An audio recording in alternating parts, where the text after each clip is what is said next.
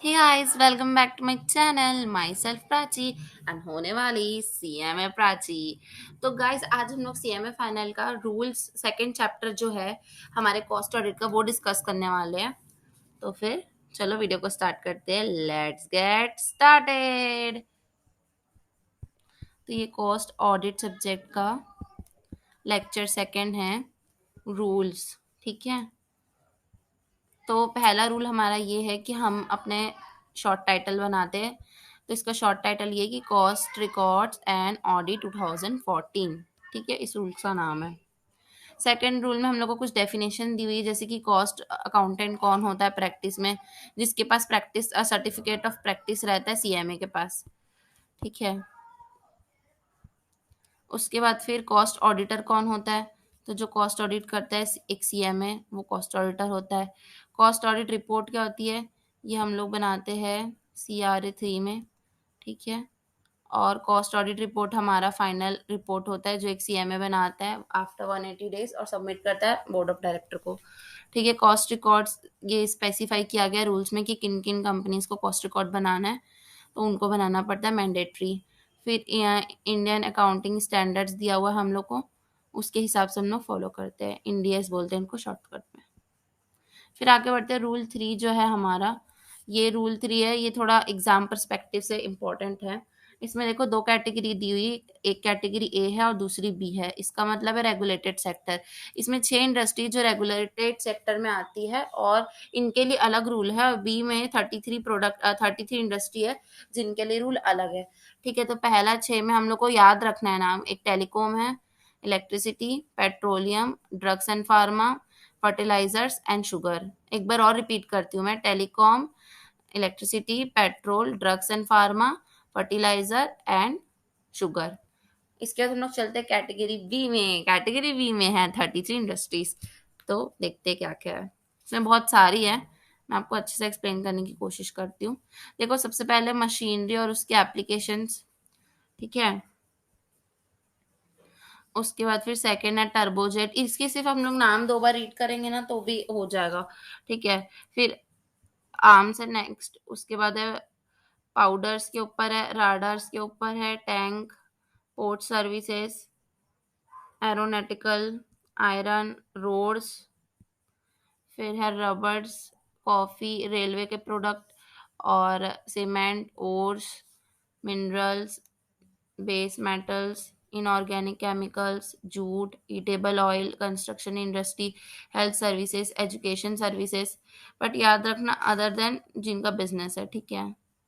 उसके फिर milk powder, insecticides, plastics, tyres, pulp and paper, textiles, glass, other. फिर electronic machines. ठीक है। फिर प्रोडक्शन और इंपोर्ट करते हैं अगर अपन किसी मेडिकल डिवाइस का, जैसे कि स्टेंट्स होते हैं। इसमें बहुत सारा दिया है, आप अपने से पढ़ लीजिएगा। ठीक है। उसके बाद फिर इसकी कुछ एक्सेप्शंस है। एक्सेप्शंस ये है, इसको याद रखिएगा। एक्सेप्शन ये है इसके कि अगर कोई फॉरेन कंपनी है जिसका सिर्फ एक लाइसेंस ऑफिस है यहाँ इंडिया में, और वो अनरेगुलेटेड सेक्टर का है जो कि 33 में से किसी एक का है, तो उस केस में उसके ऊपर ये रूल्स एप्लीकेबल नहीं होते हैं। और सेकंड, माइक्रो, स्मॉल और मीडियम इंटरप्राइज के ऊपर भी ये एप्लीकेबल नहीं होता है। ठीक है।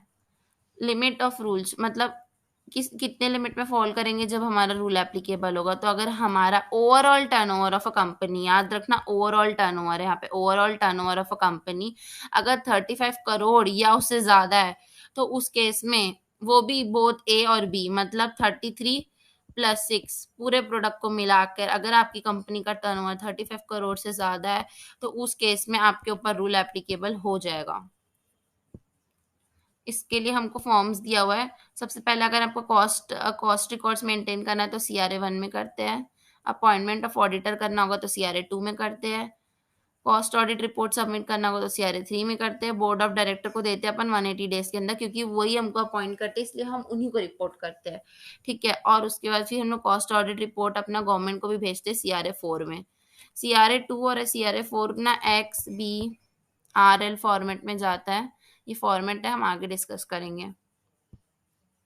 उसके बाद फिर हमको कैसे पता चलेगा कि कोई इंडस्ट्री स्मॉल है कि मीडियम है कि क्या है, तो उसके लिए हमको ये दिया हुआ है, इसको अपन को याद करना पड़ेगा। तो पहले ये दिए कि अगर हमारी मैन्युफैक्चरिंग एंटरप्राइज है तो हमारा इन्वेस्टमेंट 25 लाख तक का होना चाहिए, ठीक है, और हमारा इन्वेस्टमेंट 5 करोड़ तक होना चाहिए स्मॉल में। माइक्रो में 25, देखो छोटा है ना, तो 25 से फिर 5 लाख होगा स्मॉल, ठीक है, और मीडियम में 10 होगा, ठीक है। तो सबसे पहले कौन आएगा, स्मॉल आएगा 5, फिर मीडियम आएगा 10, फिर उससे माइक्रो जो होगा वो 25 इन्वेस्टमेंट में, ठीक है। अगर आप सर्विस सेक्टर वाले हैं तो उस केस में 10 लाख है, 10 लाख है, फिर 2 करोड़ है, फिर 5 करोड़ है। मतलब सब ये देखो, ये लाख में है और ये करोड़ में है, ठीक है, ध्यान रखिएगा, ये लाख में करोड़ में है। तो पहले ये आएगा, तो सबसे पहले अपन इन्वेस्टमेंट करेंगे तो 10 लाख का है, ठीक है, फिर इन्वेस्टमेंट करेंगे स्मॉल में तो 2 करोड़ का, फिर 5 करोड़ का है। पर ये जो क्राइटेरिया है ना वो एग्जिस्टिंग का है, उसको रिवाइज कर दिया गया। अब रिवाइज में कैसा है कि इन्वेस्टमेंट 1 करोड़ का करेंगे, 10 10 करोड़ का करेंगे और 20 करोड़। अब इजी हो गया वैसे, 1 10 20, 1 10 20, 1 10 20, ठीक है। और हम लोग का जो सर्विस रहेगा, तो सर्विस का यार हमेशा ज्यादा होता है, याद रखना, ठीक है। तो एक का सीधा 5 गुना कर देना, आप इंटू 5 कर देना, तो आ जाएगा 5 करोड़, इंटू 5 करोगे 50 करोड़, इंटू 5 करोगे 100 करोड़। सिर्फ इंटू 5 करना है आपको, एक ही लाइन याद रखना है, 1 10 20, 1 10 20, 1 10 20 इंटू 5 करना है, तो इसका टर्नओवर आ जाएगा, ठीक है। आगे बढ़ते हैं। इसके बाद फिर टर्नओवर कैसे कैलकुलेट करते हैं, तो टर्नओवर कैलकुलेट का फॉर्मूला ये है कि आपको ग्रॉस टर्नओवर लेना है, आपको जॉब वर्क लेना है, आपको एक्सपोर्ट बेनिफिट्स लेना है, स्क्रैप सेल लेना है और ट्रेडिंग का टर्नओवर भी लेना है। ध्यान रखिएगा, सब कुछ इंक्लूड होता है टर्नओवर में। क्या क्या इंक्लूड होता है, इंक्लूड होता है, ठीक है, क्या क्या इंक्लूड होता है, gross turnover, job work, export benefit, scrap sale और ट्रेडिंग, ठीक है। स्क्रैप सेल मतलब अगर आप कुछ कचरा बेच रहे हो, उससे भी पैसा कमा रहे हैं, तो उसको उसको भी ऐड करना है। एक्सपोर्ट बेनिफिट कुछ मिला है तो उसको भी ऐड करना है। जॉब वर्क का मतलब ये होता है कि आपने एक डिजाइनर कपड़ा, आपके पास कोई बनवाने आया, तो आपने कपड़ा दिया उसको, उसके बाद फिर आपने कुछ काम जो आपके यहाँ नहीं बनता वो आप किसी को पास ऑन कर दिए, जो सिर्फ वही काम करता है। जैसे कि कोई स्पेशल टाइप का आपको कारीगरी करवाना है, तो वो आप किसी उसको दिए कारीगर को, है ना। तो उस केस में उसमें जो डिजाइनिंग होगी, तो वो जॉब वर्क हो गया। मतलब उसका काम है सिर्फ उसके ऊपर सर्विस प्रोवाइड करना, बट आपका काम है कि प्रोडक्ट और उसमें वो जॉब वर्क की सर्विसेज दोनों करवा के फिर रेडी करके पूरा पैक करके कस्टमर के घर पहुंचाना, ठीक है। तो वो जो जॉब वर्क का जो अमाउंट रहेगा, है ना, वो भी इसमें ऐड होता है, ठीक है। एप्लीकेबल कॉस्ट ऑडिट मतलब रूल 4 में आ गए हम लोग। आज के सेशन का ये लास्ट रूल है, इसके आगे के रूल्स हम लोग नेक्स्ट वीडियो में डिस्कस करेंगे। रूल 4 जो है ना वो एप्लीकेबिलिटी की, कब कब एप्लीकेबल होता है कॉस्ट ऑडिट, ठीक है, कॉस्ट ऑडिट कब एप्लीकेबल होगा। तो इसमें 2 टेबल दी हुई है, टेबल ए और टेबल बी, और ये सब सर्विस और प्रोडक्ट दोनों की है, ठीक है। तो फिर अगर हमारा जो ओवरऑल टर्नओवर है, ओवरऑल का मतलब क्या होता है, पूरी कंपनी का, मतलब पूरी कंपनी एज अ होल का टर्नओवर 50 करोड़ है, ठीक है। और aggregate turnover from the product और service as mention in table A, सिर्फ टेबल ए की बात कर रहे हैं तो 25 करोड़। अगर सिर्फ हम लोग पूरी पूरी कंपनी का देख रहे हैं, फिर से पूरी कंपनी का अगर 1 करोड़ है, या फिर सिर्फ टेबल बी का 35 करोड़ है, तो उस केस में आपको ऑडिट करवाना है। मैं एक बार फिर से आपको बता देती हूँ, टेबल ए में हमारे 6 इंडस्ट्री आते हैं, टेबल बी में हमारा 33 इंडस्ट्री आता है। हम लोग पहले तो अगर ऑडिट करवाना है ना, तो ये दोनों कंडीशन फुलफिल होनी चाहिए, ऐड है, ठीक है, ऐड, ये दोनों होनी चाहिए। तो पहला क्या होना चाहिए, अगर आपको ए में फॉल करना है तो 50 करोड़, और बी में फॉल करना है तो 1 करोड़, सॉरी 50 करोड़ है और ये 100 करोड़ है, ठीक है।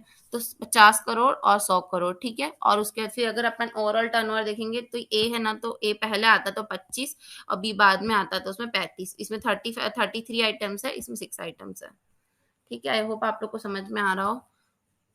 उसके फिर इसमें भी एक्सक्लूजन है हमारे, इसको ये एप्लीकेबल उनमें नहीं होगा जिनका ना एक्सपोर्ट से हम लोग 75% रेवेन्यू कमाते हैं। अगर आपका एक्सपोर्ट से ही 75% आपकी अर्निंग हो रही है, तो ये वाला रूल एप्लीकेबल नहीं होगा। रूल 3 और 4 जो दोनों है ना, वो दोनों अगर एक बार एप्लीकेबल हो जाते हैं ना, तो फिर सब टाइम एप्लीकेबल होते रहते हैं, ठीक है। इसी के साथ हमारी आज की वीडियो यहीं पे खत्म होती है। Thank you so much for watching my video, I hope you like it.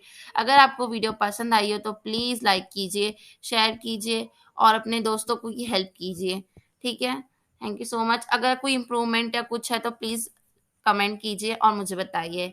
Stay safe, stay healthy, bye bye.